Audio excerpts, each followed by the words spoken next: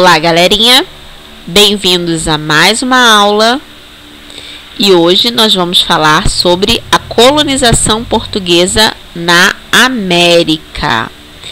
Lembrando que esse tema está na apostila 3 de vocês e a gente está dando prosseguimento então agora na segunda unidade.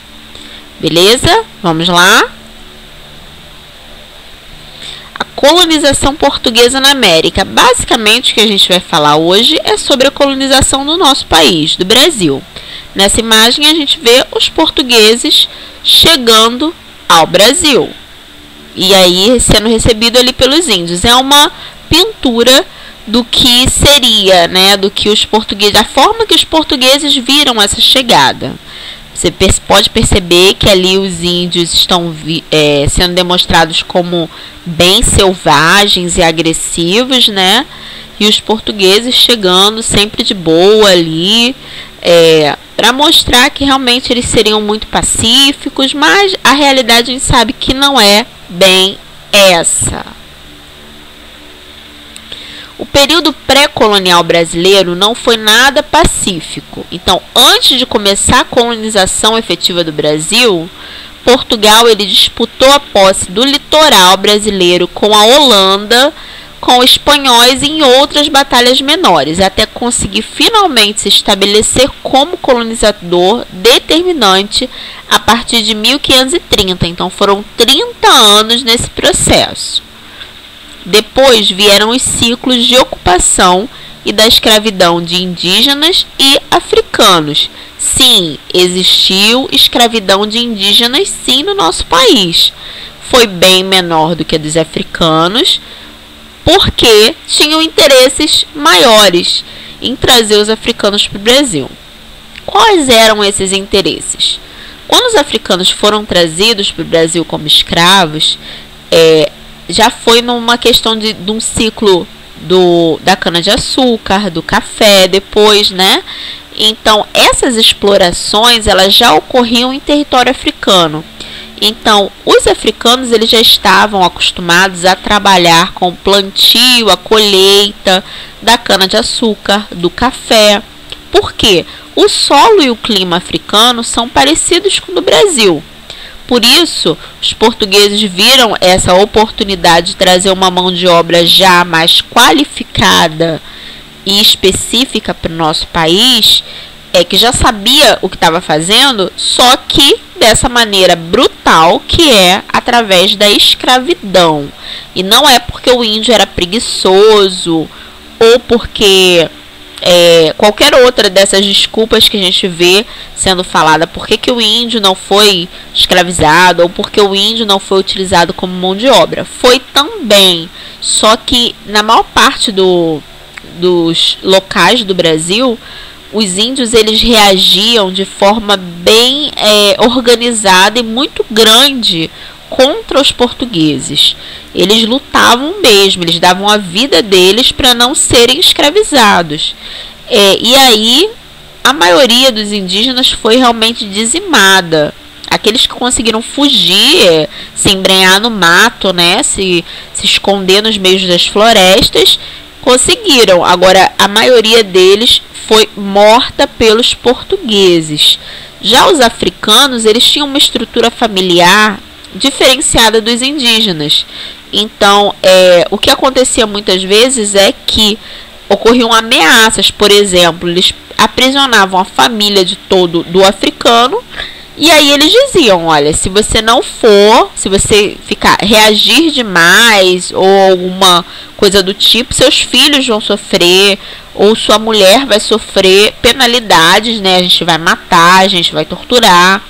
E aí acabava sendo um pouco mais, não tranquila, né, mas mais fácil para os portugueses escravizarem os africanos, por conta dessa questão estrutural familiar. Mas houve também bastante resistência por parte dos africanos.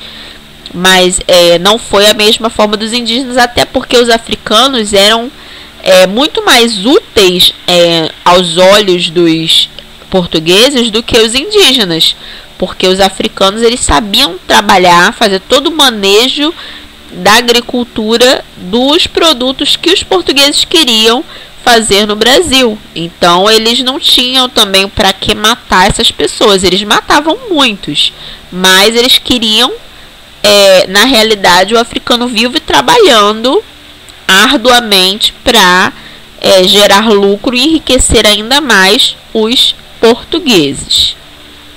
Durante o período pré-colonial, de 1500 a 1530, a presença constante de outros europeus no litoral brasileiro, também interessados em explorar o comércio do pau-brasil, começou a preocupar a coroa portuguesa. No Oriente, o lucrativo comércio de especiarias começou a diminuir. Diante disso, o rei português Dom João III decidiu colonizar as terras brasileiras. Porque até esse momento, até 1530, Portugal ele não mandou ninguém para viver, para morar, assim, que não seja ninguém, mas ele não mandou quantidade de pessoas para trazer uma população portuguesa para o Brasil. Até esse momento, eles só exploravam o pau-brasil. Então, o interesse deles era vir para o Brasil, retirar a madeira e levar para Portugal. E isso eles fizeram durante esses 30 anos, e além também desses 30 anos, eles fizeram essa exploração. O que acabou com a extinção praticamente, né, do pau-brasil, dessa madeira que era tão preciosa, porque ela, além de ter a questão da tintura vermelha que se tinha dentro dessa madeira, quando cortava, se tirava o pigmento vermelho, e nessa época o pigmento vermelho, até hoje na realidade, ele é um símbolo de realeza. Vocês podem perceber que quando uma noiva vai entrar na igreja, ou quando tem uma festa muito especial, se estende um tapete vermelho, porque o vermelho é essa cor que marca a realeza, a nobreza, os reis. Então, eles procuravam muito algo que pudesse gerar esse pigmento, além do urucum, que era uma especiaria que vinha lá da Índia, e aí tinha todo um custo maior. E o pau-brasil solucionou esse problema para os portugueses. Outra questão é que a madeira do pau-brasil também era uma madeira muito nobre para a construção de móveis. Então, eles utilizavam toda a planta praticamente. Ficaram nessa exploração durante muito tempo dessa planta que, na realidade, ela tinha em toda margem, né, em todo o litoral brasileiro, se tinha muito pau-brasil, e eles praticamente acabaram, dizimaram com o pau-brasil do nosso país. Era tanto o pau-brasil e a importância era tão grande dessa madeira que o nosso país ganhou o nome. O pau-brasil não é chamado pau-brasil por causa do país, mas é o contrário. O país é chamado Brasil por causa dessa madeira, que tem esse nome pau-brasil porque era uma madeira, né, um pau, que aí o Brasil significa braseiro também, ou seja, em chamas, em brasa, pegando fogo. Esse nome é dado por conta dessa cor vermelha, né? Então, seguindo, a gente tem aqui uma imagem do Tratado de Tordesilhas. Esse tratado aqui foi feito entre Espanha e Portugal. O Tratado de Tordesilhas, antes mesmo de Pedro Álvares Cabral chegar por aqui, praticamente 10 anos antes, portugueses e espanhóis já tinham feito a partilha das terras que viessem a ser descobertas na América do Sul. Na prática, mesmo antes de Cabral chegar ao Brasil, Portugal e Espanha tinham dividido o novo continente com o Tratado de Tordesilhas, firmado em 1492, 2 anos após Cristóvão Colombo chegar à América do Norte. Pelo acordo, ao leste da linha imaginária, distante 370 léguas de Cabo Verde, as novas terras seriam de Portugal. A oeste da Espanha, a oeste da linha seriam da Espanha.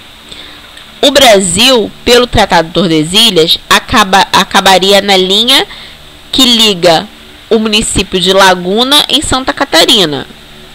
Como a linha era imaginária, ela não existia, essa fronteira, desde o início da colonização havia uma tensão no ar entre os colonizadores portugueses e espanhóis para dominar a América. E vocês podem perceber aqui na imagem que só essa parte amarelinha seria de Portugal. E na realidade todo o Brasil ficou para Portugal, porque eles foram dando uma empurradinha como nessa cerca imaginária, né? Nessa fronteira imaginária e tomando mais do território que era da Espanha. Eles conseguiram tomar para eles a posse de mais partes do território. Aqui então a gente tem um mapa mental que mostra um pouquinho desse momento de colonização portuguesa. A gente vai continuar esse tema na próxima aula, mas só para a gente já ter uma noção para a próxima aula do que está por vir, a gente tem a economia que ela se baseava nesse iniciozinho no extrativismo, principalmente pelo produto pau-brasil, ou seja, só na extração e exploração desse produto. As atividades eram primário exportadora, ou seja, essa madeira era basicamente para exportação. A mão de obra que começou a ser utilizada com a colonização portuguesa foi a escrava, tanto de indígenas quanto de africanos. A sociedade era formada por brancos, negros e indígenas. A administração das capitanias hereditárias, que a gente vai ver na próxima aula, era feita por particulares, e o governo geral em Salvador, em 1549, também vamos ver na próxima aula. Estado do Brasil versus Estado do Maranhão, Rio de Janeiro como nova capital, intensas trocas culturais. Então a gente aprendeu muito com portugueses, com indígenas e com africanos, tanto na alimentação, quanto em novas religiões, quanto na língua portuguesa no Brasil, que é uma grande mistura desses povos que vieram para cá. Na próxima aula, então, a gente vai continuar. Por hoje é só. Fiquem bem. Até a próxima aula. E tchau, tchau.